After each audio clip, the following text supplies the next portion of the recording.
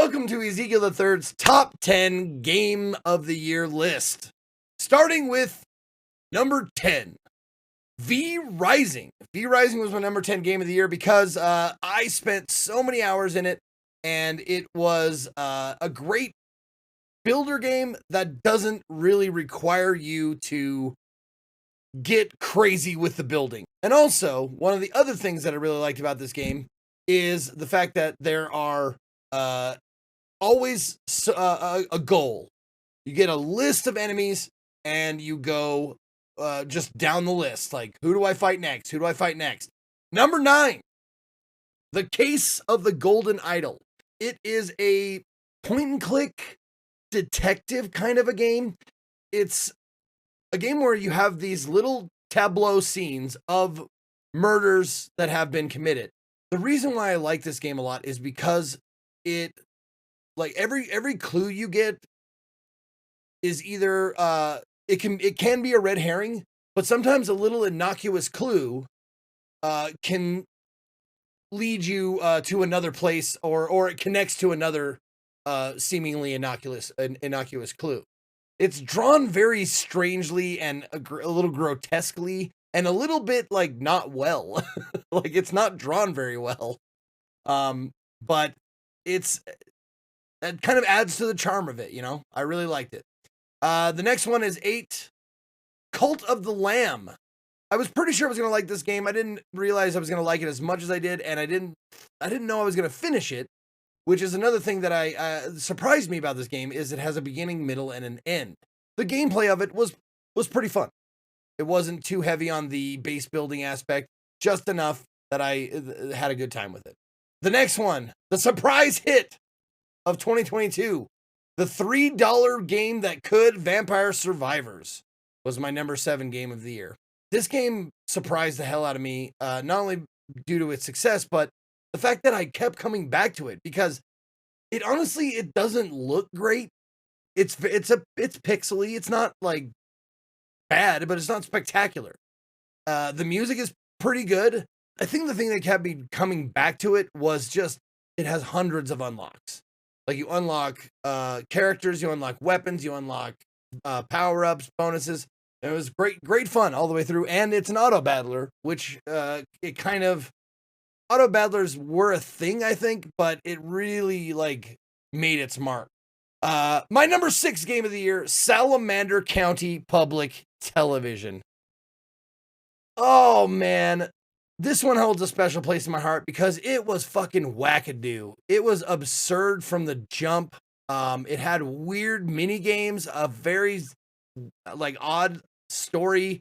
You play these weird, like, WarioWare on acid mini games.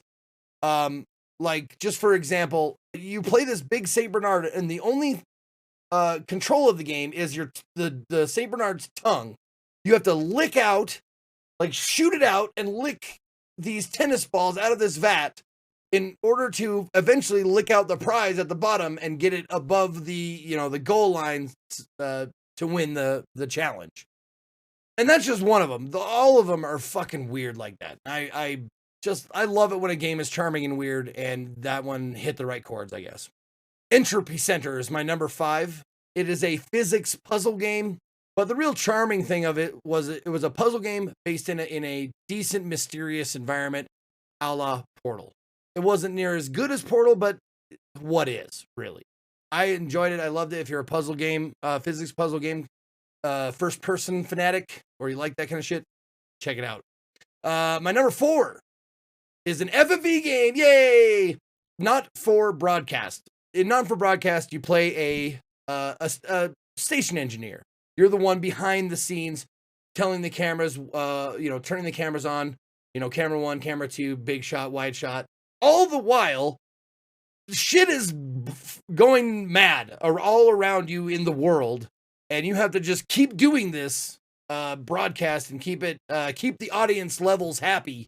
The real star of the show is the videos they shot that you actually watch, and it sometimes gets hard to do the gameplay because you want to watch the fucking weird shit that's going on the camera.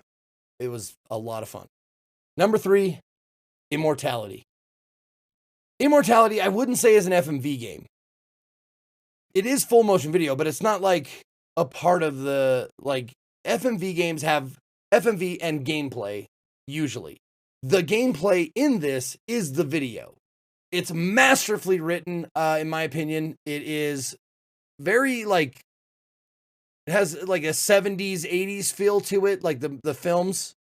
The lead actors in it are just, they're just phenomenal. It seems very natural. There is a mystery at the heart of the thing that is the driving through line of the game, and it's just fantastic. Also, boobies. My number 2 game, God of War Ragnarok. No big surprise there. God of War Ragnarok is a fantastic game, and they had the money to make it so. The sound design is incredible. The story is great.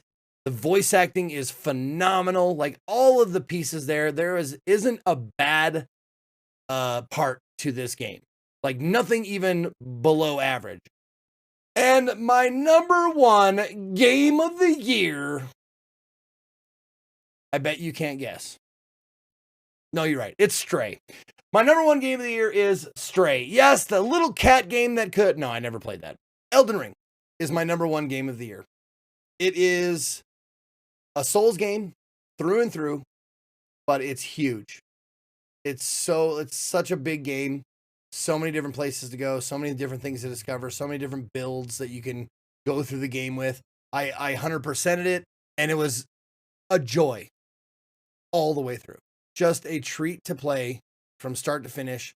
And also, the thing that Elden Ring has that a lot of the other Souls games didn't have was kind of a bunch of lines of story, like characters in a storyline that all kind of like converged on the center of the game.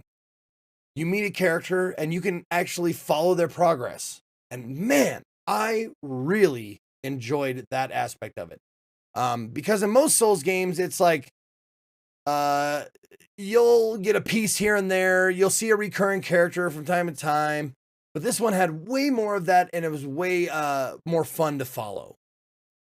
It was less cryptic, I would say, than the previous Souls games. And the combat, I played a mage all the way through, man.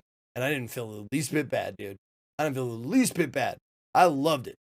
But you can play it with a sword, and you can play it with a fucking, you know, if you want to make it hard on yourself, you can do the parrying and, you know, like all that shit. Go ahead. Go ahead. Be my guest. I'm not going to tell you that it's stupid and a waste of time.